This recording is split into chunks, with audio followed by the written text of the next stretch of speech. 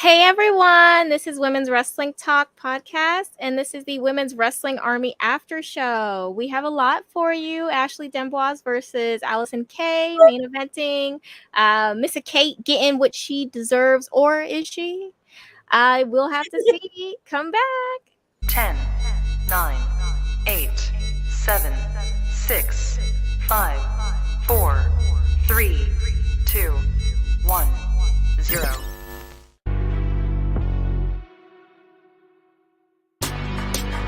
Women's Wrestling Talk, the #1 women's wrestling show on the planet. Exactly. Hey everyone, this is Women's Wrestling Army After Show. I am Shay Sawyer, and I am here with the amazing Lyric. How are you today? You know, we're doing it. The week's almost over. Happy to be here. Very true. We are at the very last point, aren't we? It's a lot of wrestling, but we are here to talk about Women's Wrestling Army. Again, this is Women's Wrestling Talk, the #1 women's wrestling show on the planet. Look at I'm gonna literally throw my arm out one day, but it's fine. So right away, let me get this up here. So right away, we have the show start off with Missa Kate probably planning her next shenanigans, craziness that she wants to do, trying to steal somebody else's bag, as she tried to do last week with Brooke Valentine's bag. But she is approached by Maria, and Maria is kind of not for that. She says that this is a place where we treat everyone with respect, and we don't be stealing people's bags. And for that, she says, you know what? You want to steal Brooke's bag? You can face her tonight. What did you think about how this opened up? This was so funny. Like, I wasn't expecting this opener. It gave very much Black mom after you've been arguing with your siblings. So which one of y'all did it? And then nobody wants to fess up. And it's just, I loved it. It reminded me, I don't know if you've ever seen, there's this meme of this meme of like, it's from Love and Hip Hop. It's Tierra Marie talking to that girl saying, "Are you okay?" And the girl's like, "I'm fine." "No, you're not. No, you're not. And that's okay. And that's okay." And Maria just went full mom. I was crying. And so yeah, this is hilarious.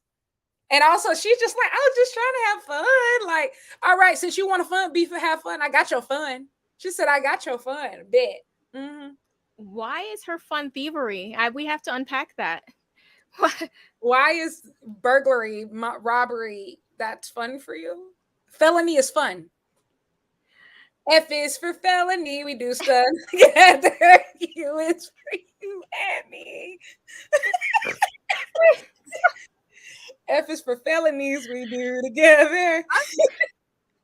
Missa Kate is a very, very interesting person. I will say that. Good. She's misunderstood.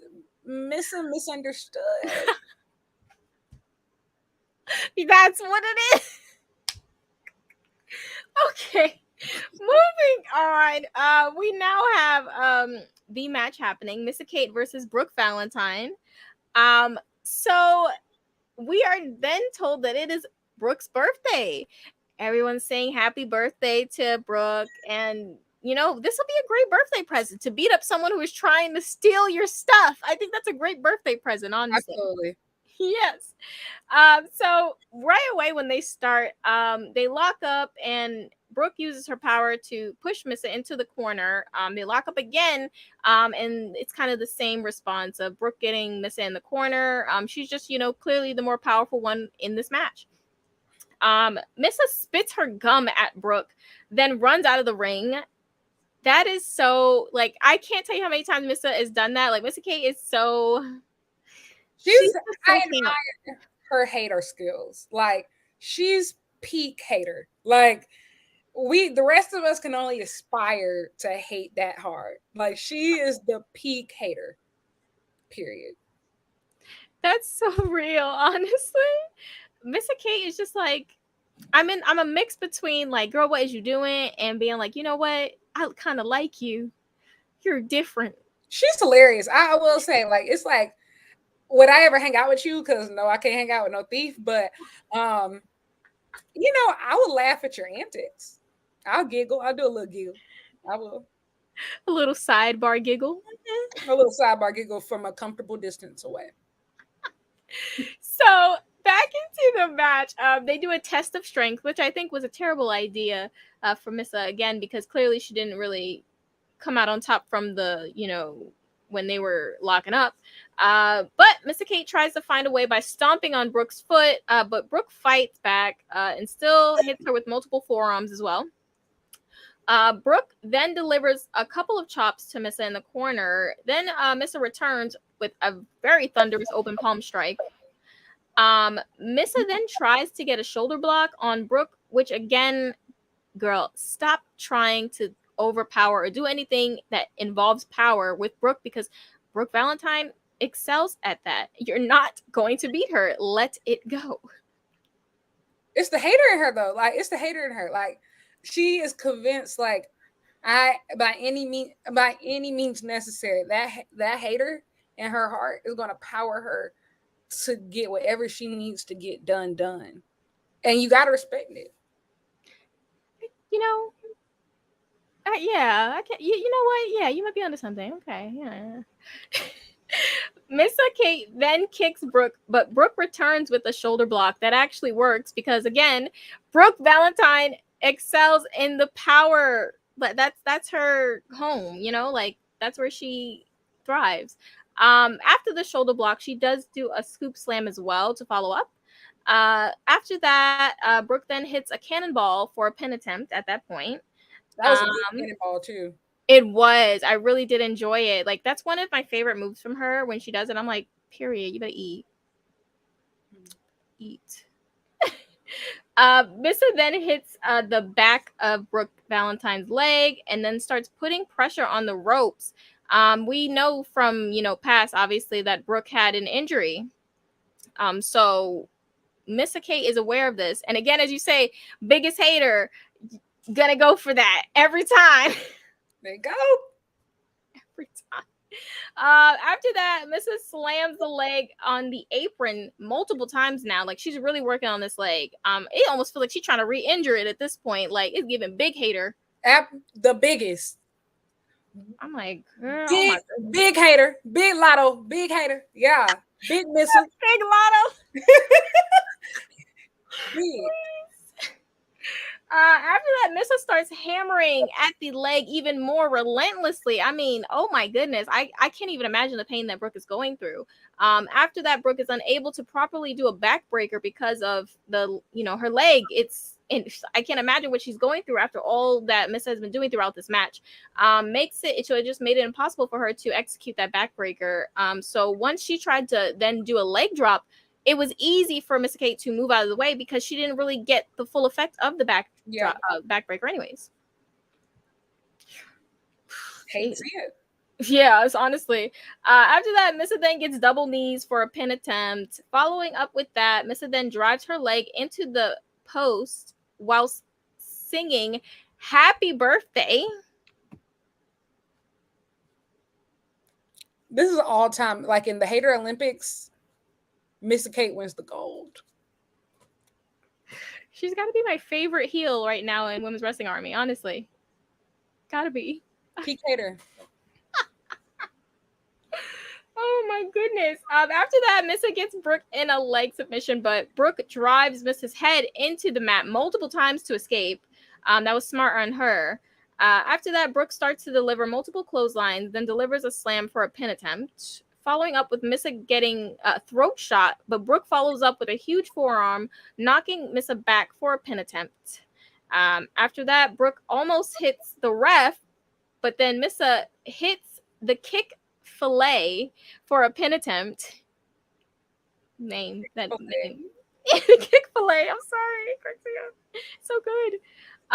Missa then hits a knee to Brooke Valentine's face for another pin attempt. Following up with that, then drives Brooke's face into the bottom turnbuckle for another pin attempt. So they're both trying to kind of wrap this up.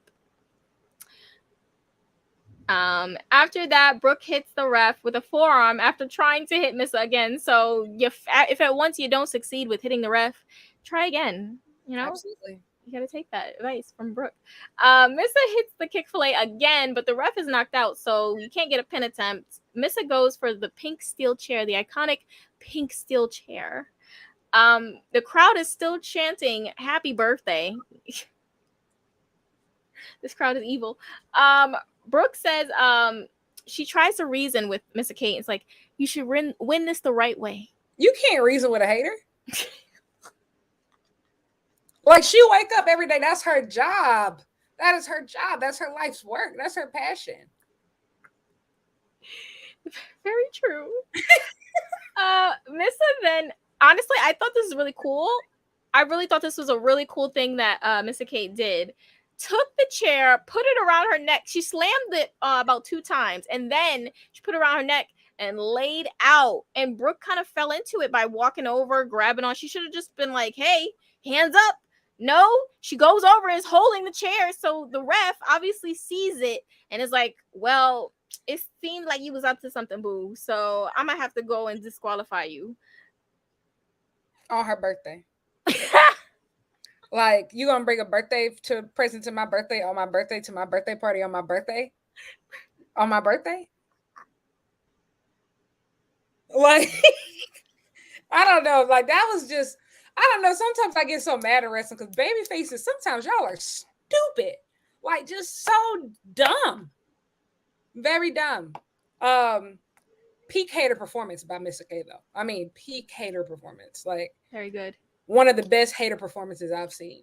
Great. Like, just fantastic stuff. Fantastic hater. The haters have arrived. The haters have arrived. She ate that up. I gotta say, I gotta give you your 10s. That was smart. That was smart, creative. Work smart, not hard, baby. You see it right there at that bottom photo. Listen, does she look like she's working hard? No, absolutely not. I will say I watched this match when I was like dirt dog tired, and I was expecting to like fall asleep, and I was like wide awake for the entire time because those shenanigans were that entertaining. Like, the shenanigans in this match kept me up, alert, engaged. Hats off to both women, but especially the peak hater, the peak hater of Women's Wrestling Army's greatest hater, biggest hater, the biggest. Big Missile. No, definitely. That was pretty great. I can't lie. That was very, very smart. So shout out to you, Missa Kate. Shout out to you. And sorry if that happened on your birthday, Brooke. I know, Brooke. Oh, I'm so sorry. That's terrible. But you got it next time. I already know. Now we move on to Gabby Laspisa with Kayla Sparks backstage. Let me get over here. Hold on. Let me go get my handy dandy. Okay, there you go. So backstage, Kayla, she starts talking about how she started wrestling at 13, followed her dream for about 6 years, and then got a concussion, which set her back for about 14 years.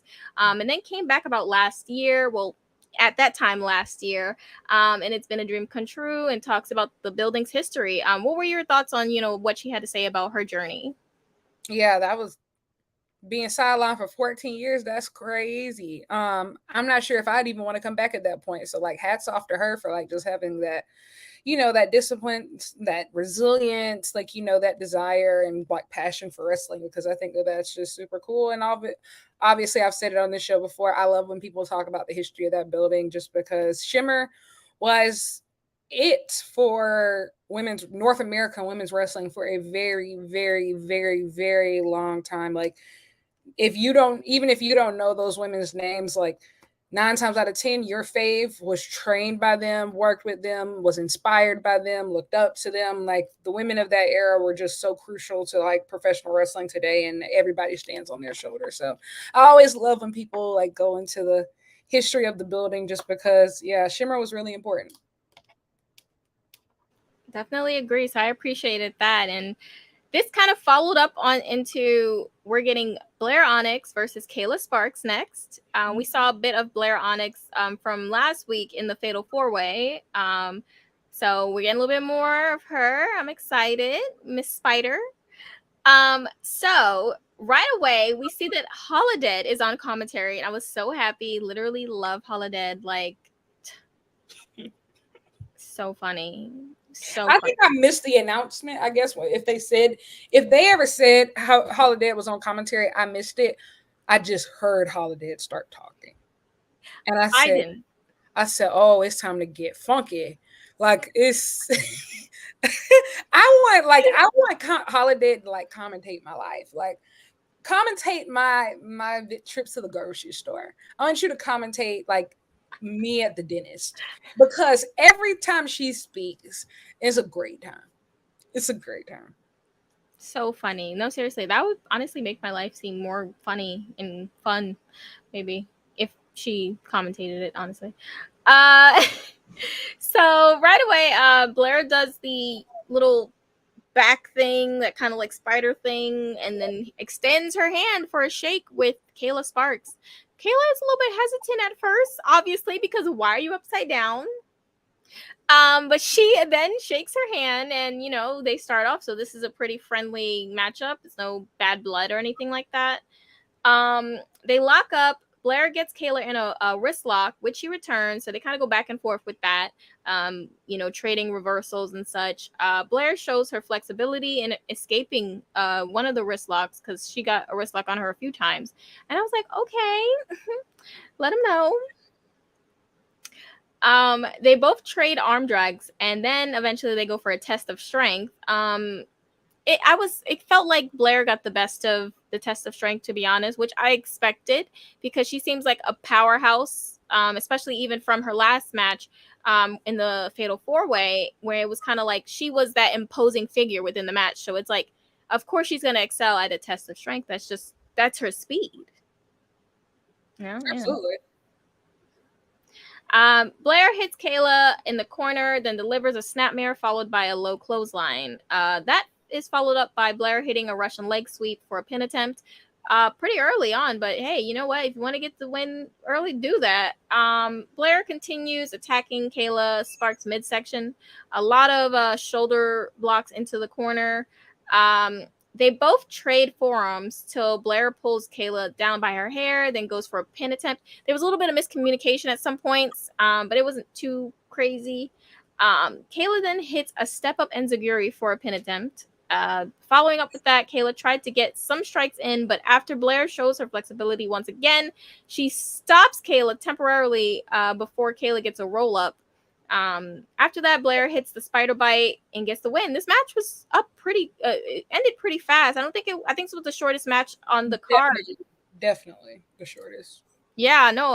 How do you feel about how the match went and how it ended? It was a little short, but I felt like it was a nice little, nice, cute little sprint, nice exhibition. Cute little sprint.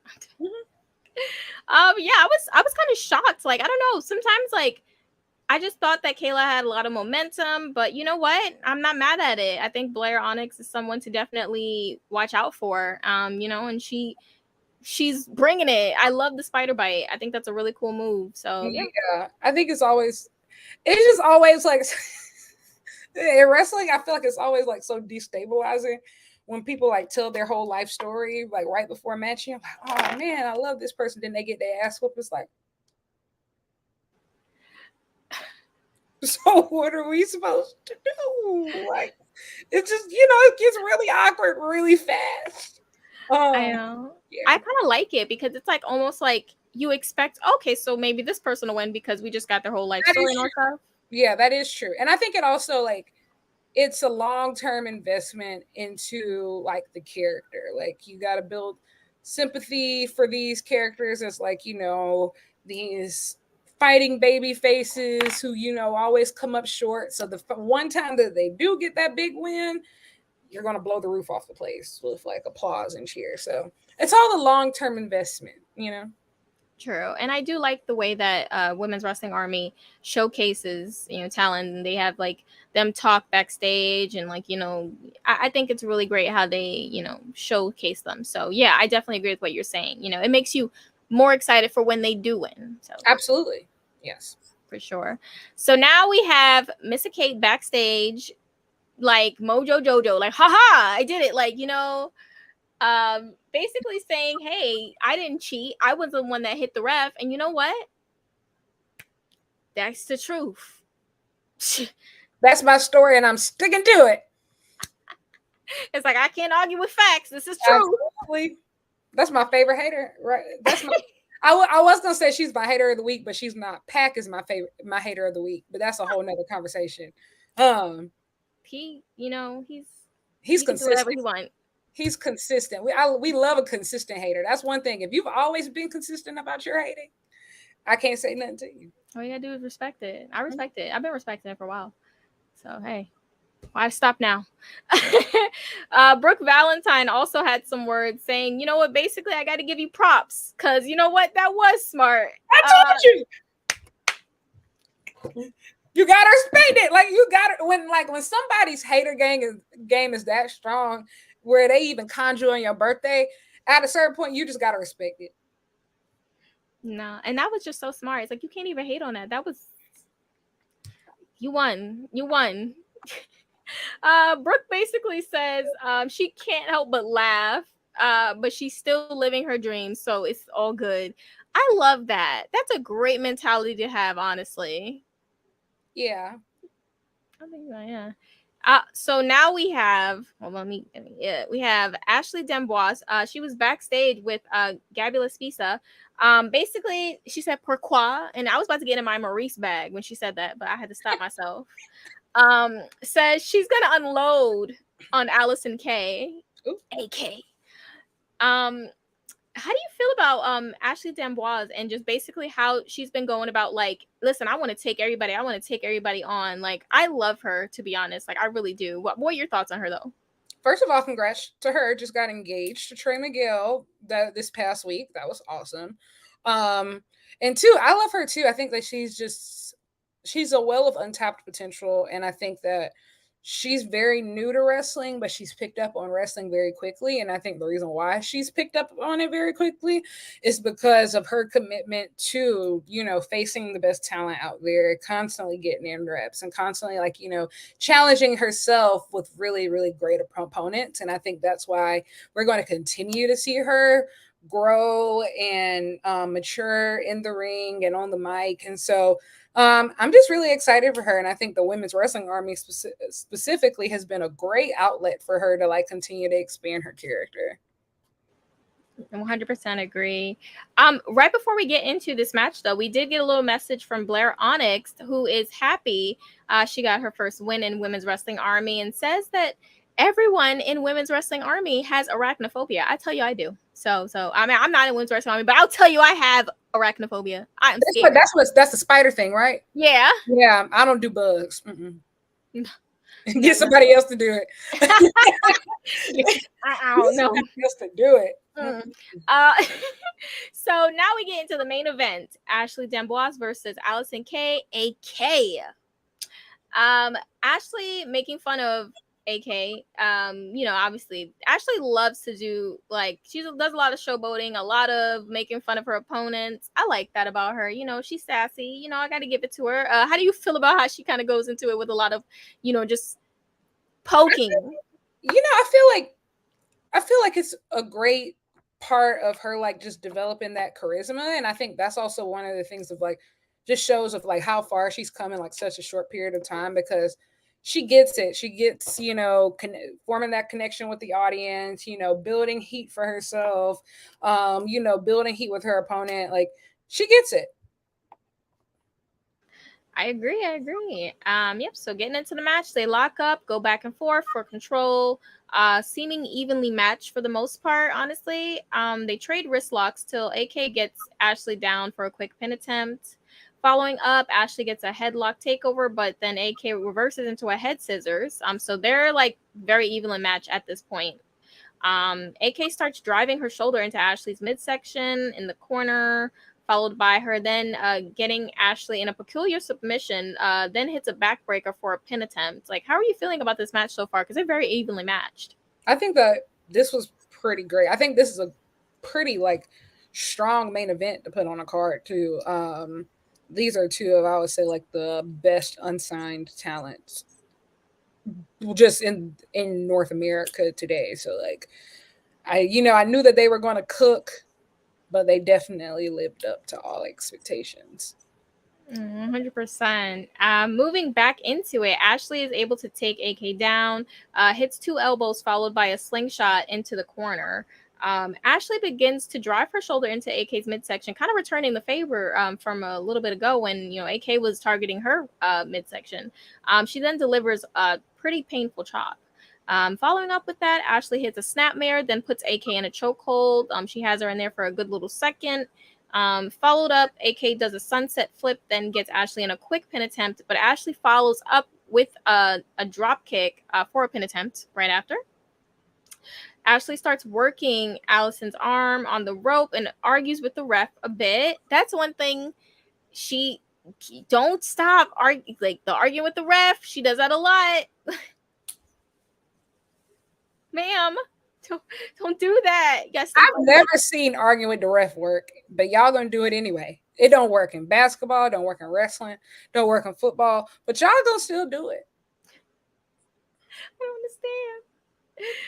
AK hits a roll up, but Ashley kicks her. Ashley goes for a crossbody, but AK catches and hits a backbreaker for a pin attempt. Following up with that, AK starts delivering blows to Ashley, which make her get out of the ring. She's like, okay, now I gotta go because you're trying to beat up on me. We're not doing that. After that, Ashley then hits a leg drop once back in the ring and then drives AK's face first into the mat. They both trade shots, then go for kicks, which they both miss. And then we get a double clothesline, knocking them both out. A lot of times they just seem really evenly matched in this match, honestly. Agreed. Yeah. Ashley hits tour de cou on AK for a pin attempt. Ashley then goes for another pin attempt. I never understand when they do this, when they just kicked out and then you do another pin attempt. Why do you think this will be different? Like, do you think that they forgot? Literally. Oh my goodness. Ashley goes to the top rope, but AK catches her. But then Ashley wiggles out. She goes for Le Grand de Bombe, but AK rolls through for a pin attempt. AK hits a kick to Ashley's head. Ashley gets a roll up, then delivers a kick to AK's head. Ashley is able to steal a pin because they were kind of going back and forth with pin attempts, trying to see what they could do. Ashley slips through, gets a pin, and I mean, Allysin Kays is confused and just like disappointed. What are your thoughts on this entire match? I thought it was great. Would love to see a round 2 at certain points. Yeah, these two were very evenly matched, and I didn't expect Ashley to win this match, but the fact that she pulled out the win is very, very impressive. No, I definitely agree with that. And also she showed us her shirt. I'm sorry, I tried to get to like put the shirt in there, but it kind of cropped. Buy her shirt though. Buy her shirt. But we do have an announcement. But I'm going to play a commercial before Lyric lets us know. So just hold in tight for that. Hold on. Hey peeps, TK Trinidad here, boss lady of Women's Wrestling Talk.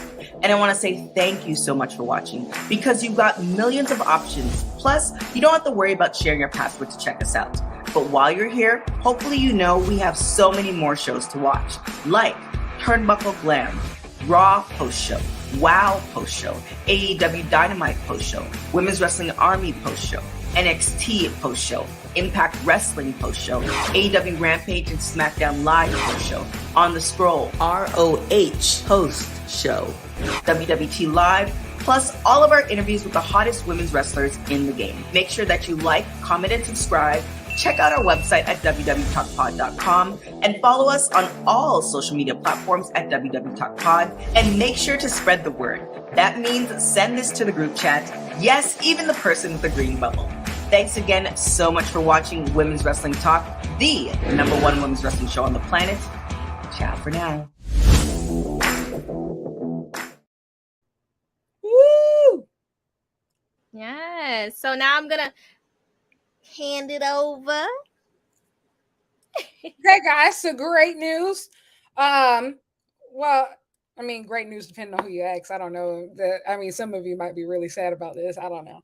But as you know, we've been doing a lot of retro episodes of Women's Wrestling Army because no new episodes have come out.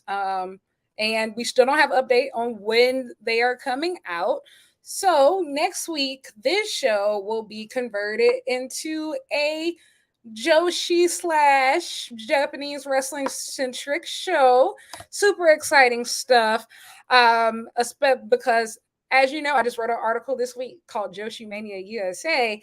We have so much Joshi talent all over the country, just going crazy, whether it's in big promotions like WWE and AEW, or if you see people like Stardom's Utami Hayashida going on tour through GCW over the past week, TJPW, which is Tokyo Joshi Pro Wrestling, sold out the Globe Theater during WrestleMania weekend. Julia just won the New Japan Strong title off Willow Nightingale. Mercedes went over to New Japan and Stardom. As you know, there's lots to talk about. And next week is the beginning of the 5-Star Grand Prix, which is Stardom's huge tournament, which basically decides who's going to become the number one contender. They get to choose the champion that they want to face at the big show at the end of the year. Very Money in the Bank-esque. And also starting this weekend is the G1 Climax for New Japan Pro Wrestling, which is the biggest tournament in professional wrestling. I don't care who you ask. So tons to talk about. So this show will eventually become that.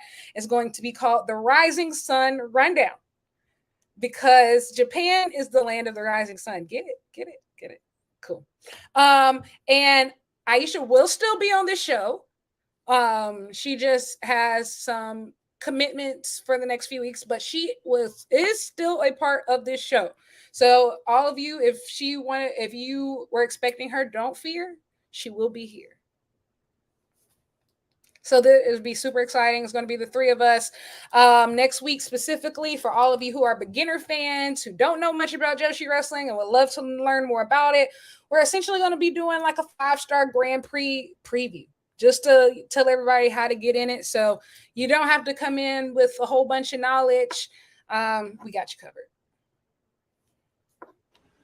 I'm excited. Yeah. So I think also for me, because I'm still getting into a point of getting into it as well. So it'll be I'm coming from if anyone's watching and you're not the most familiar with it, I'm right here with you. So I'm your boys, and then we have the professor over here. I am not a professor. Crazily enough, this is my first live tournament. So last year, I watched some of the matches, but I watched them all late. I got into Stardom later and then stuff like that. So I've watched a lot of the matches, but not in real time, keeping up with the tournament. Now this year, I done made a bracket for the G1. For the G1, I made a bracket. I'm locked in. So this is my first time experiencing both tournaments really live. So that's still something that, I'll still be able to experience with everybody. I know the characters a little bit better, but it's going to be a fun time. Lots of fun stuff happening.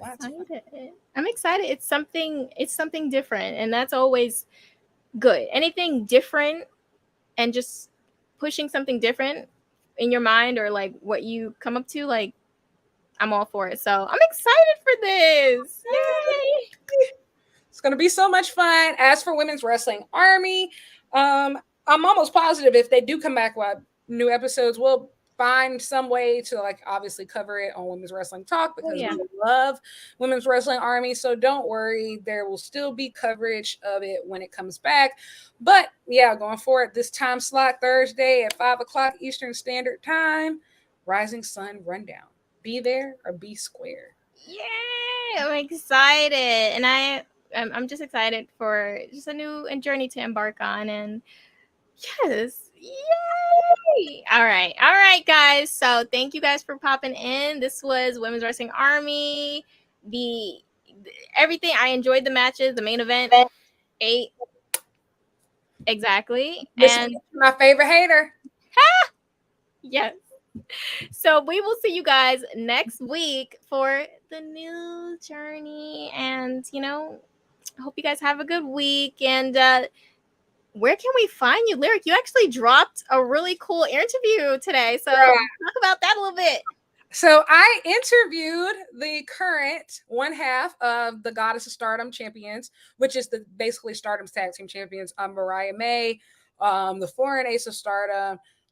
She's absolutely incredible, a very genuine, down-to-earth person. Our interview came out today on my podcast, Maps and Graps. And so you can find, it's linked down on my Twitter, which is right here, at Lyric Wrestling. And you can just find me on YouTube. There are all the first and last name, Lyric Swinton. Yes, no, definitely check that out, guys. Like, it's everywhere, right? Because I made sure I was retweeting, and I've seen a lot of people. See, y'all seen it. I know y'all see it, so check it out. Yes. So, guys, and you can catch me at Shay Sawyer _ on most platforms, and I will tell you the rest when I come back for NXT because there's a lot. And you know what? Drink water as well. So absolutely, exactly. Here is the outro, and thanks for coming for Women's Wrestling Talk, the #1 women's wrestling show on the planet. I gotta hold my finger like that. So Women's Wrestling Talk, the #1 women's wrestling show on the planet.